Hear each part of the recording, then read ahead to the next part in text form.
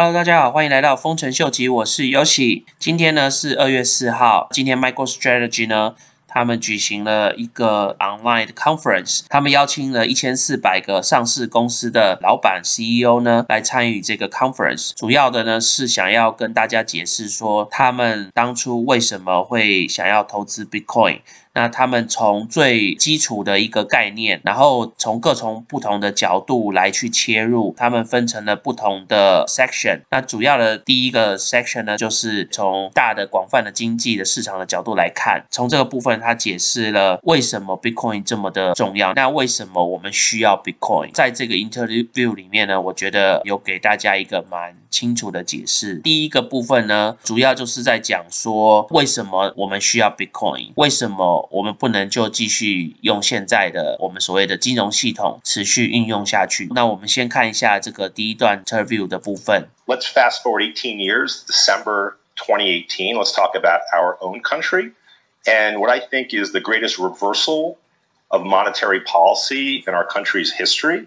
And I say that when I measure it based on the swiftness of the reversal and the impact of the reversal. So we're December 2018, Fed meeting day. The markets are down 8% for the month, so nerves are frayed.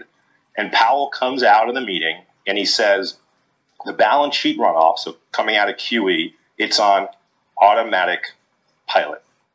And with those two words, the market just loses its mind. It just drops 5%. Trump says he's going to fire him. And things kind of go ballistic at that point. And I don't know if you know this, but Fed policy is that the day after a meeting, nobody in the Fed's allowed to talk publicly, but the day after they are. And at the very first opportunity that Powell has to walk back his remarks, he saves face, doesn't do it himself, but he trots out Williams, who's the Fed president of New York, and Williams says, plans are not promises. We will reassess data. The market knows exactly what that means, and it rockets up 15% in the next month. So like Hayami, complete capitulation. Hayami took 7 months. Powell took 2 days, right? Let's do one more. Let's fast forward to last March. The ECB, Christine Lagarde is in charge. Let's talk about March 12th to be exact. And she is president when spreads on Italian bonds, so what they are essentially over German bonds, they're blown out. And she says her version of risk must be priced. She says her version of automatic pilot. Remember what she said? She said, and I quote, "We are not here to close spreads." Are you sure, Christine? The markets go ballistic. During the press conference, spreads keep widening and widening out. She actually doubles down. She says it's not the function or the mission of the ECB to close spreads. She kind of thunders that. Spreads blow out even more. And do you remember what happened? Complete capitulation, except it didn't take regard the 7 months it took Hayami or the 2 days it took Powell. 2 hours. It took her 2 hours. In the press conference, 2 hours after the speech, she completely walks back her comments with the quote, "I am fully committed to avoid any fragmentation. All is okay." Turns out she was there to close spreads after all. And in fact, her capitulation was so complete that the ECB took the unprecedented step of revising the speech with the conference afterwards. They've never taken the remarks of a press conference and appended them to the speech. I think what I take away from these stories is that a central bank can control the supply of their money.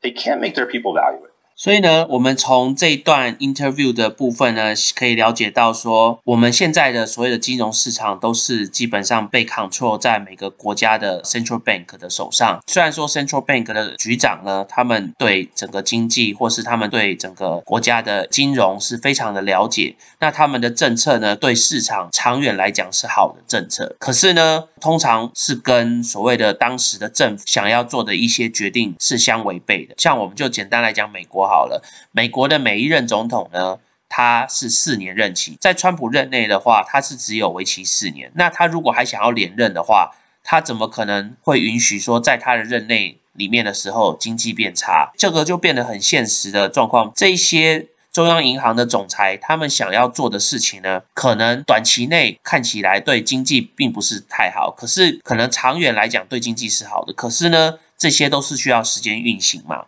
所以可能变成说，在他们实施这个政策的当下呢，可能会影响美国经济，譬如说3到4年甚至5年，这几年可能不是这么好。过了这个阵痛期以后呢，这个经济就会开始好转。可是呢，每一任总统他们自己任期都有一个限制嘛。如果在你的任期里面大部分的时间你的经济都是不好的时候，那你觉得人民怪的会是谁？所以呢，这个就是很现实的东西，就是为什么说一直以来这些中央银行的总裁呢，他们想要做他们认为是对的事情，对经济是好的事情，可是呢，常常事与愿违，因为这些往牵涉到政治相关的一些议题。简单来讲，金融的市场呢，并不是它自行运行的，这个金融市场一直都是被所谓的人为操控的，其实对整个世界的金融市场都是相当于不好的。接着呢，我们就看他下一段 interview， 他主要是在讲说，那为什么我们需要 Bitcoin 呢？它到底好在哪里呢？ I guess the question is, what's Bitcoin got to do with any of this?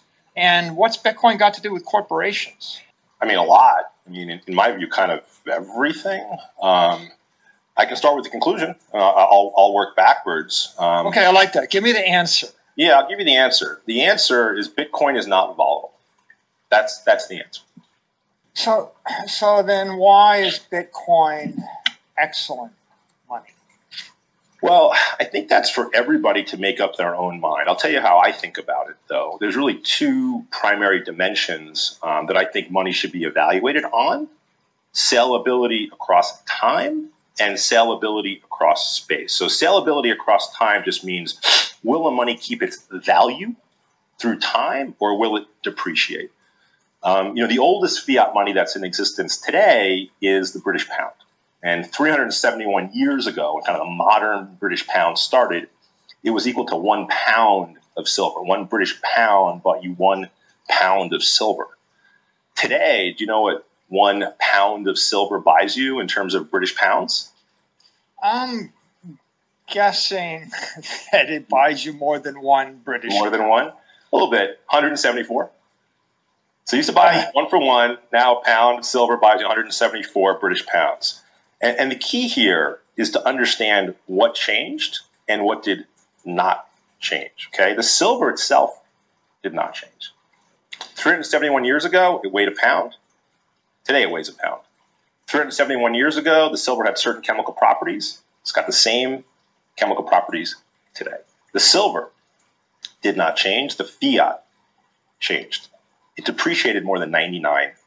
So silver crushed fiat. 这个部分呢，简单的一个答案就是 volatility， 意就是说 Bitcoin 是非常的稳定的。所谓非常稳定是什么意思？西方国家来讲，他们最一开始的那个 currency 是 pound， 就是英国的镑。当时的英国的镑呢，跟 silver 就是银呢，他们兑换的是1比1。过了200年到现在，一个 silver 对174个英镑，意思就是说 silver 在从200年前跟200年后，它的特性都并没有改变。可是呢，镑呢是一个国家的货币，过了200年呢，它就贬值了174倍，表示一个国家的货币呢，基本上都是贬值的。但是银呢，它本身呢是一直都没有变动，所以它不会贬值。所以呢，意思就是说，如果你今天要找一个东西，不管是投资也好，或是你今天想要变成一个你公司自己的 reserve 也好，那是不是要找一个基本上它是不会贬值的东西？有没有一个东西在现在我们投资的话，它过了10年、20年、30年、40年，它的 value 对大家的 value 来讲，还是跟它10年、20年、30年前一样，甚至100年。所以呢，这个部分呢，就是他解释说，为什么 Bitcoin 这个东西在长远来讲的话，他是觉得它就是有一定它的价值在。最主要就是因为它没有像各国的货币被人为控制的，它是无法被任何人控制的。那所以就会造成说它的币值、它的 value、它的整个价值是稳定的。那接着呢，我们就来看一下，他们会说，那 Bitcoin 这个东西到底好在哪里呢？那我们来看一下他们的解释是怎么样。Gold is a much better money than silver, but let's compare it to Bitcoin. I mean, gold still does grow. You print through mining, you print gold at about 2% a year, and Bitcoin's on an asymptotic journey to 0% inflation per year. So 2% a year, roughly times 50 years, and gold essentially depreciates completely versus Bitcoin.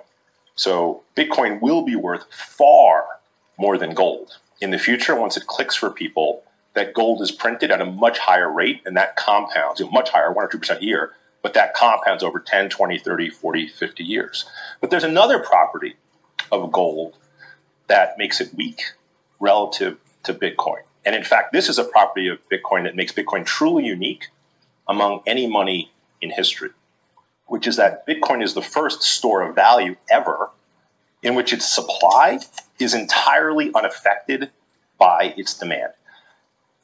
You know, if we take the example of gold to prove this point, if gold went to, I don't know, $100,000 an ounce, it's up 50x overnight, you and I know what's going to happen tomorrow morning. The miners are going to get to work very early, right? I'd be mining. You and I would drop the phone and start mining, right? We're going to start mining. We're going to look around our house for gold. We're going to melt it down. We're going to drive up the supply. We can't skyrocket the supply, but we're going to drive up the supply. We're going to drive down the price of gold. If during the course of this conversation, people really feel like bullish on Bitcoin and Bitcoin goes to $1 million, I'm saying that with a smile, what's going to happen to the supply of Bitcoin? Nothing.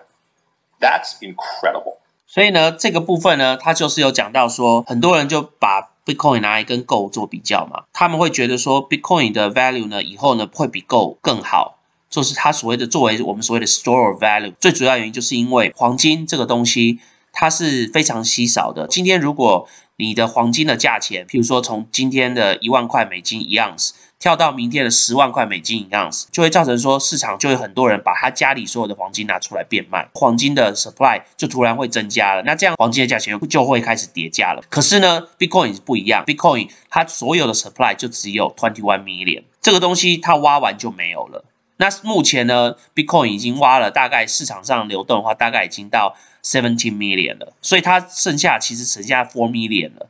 所以在他说到时候把所有整个4 million 挖完了，你市场上就只会有21 million 2100万个 Bitcoin 就没有了。如果我们以 population 来讲的话，就像相当于说全世界如果就只有台湾人持有 Bitcoin 的话，基本上台湾人人手1人1个，全世界人其他都没有了。所以这就是可以显示说为什么 Bitcoin 跟即使是 Gold 它都比 Gold 还会有 value， 因为它的稀有性比 Gold 还少，就可以 reinforce 说为什么他们觉得说 Bitcoin as a store of value 会比黄金或是比其他任何的 commodity 都来得好，而且这个东西它比黄金来讲的话也容易 carry， 就是你黄金如果你今天要带去卖或什么的话，你都还要拿去一个地方卖，然后是不是有时候可能还要比价一下，比如说这个东西在这个 shop 卖多少，在那个地方卖多少。可是呢 Bitcoin 的话你在市场上直接 trading 就可以马上 trade 掉了。所以呢流动性呢也是 Bitcoin 为什么会比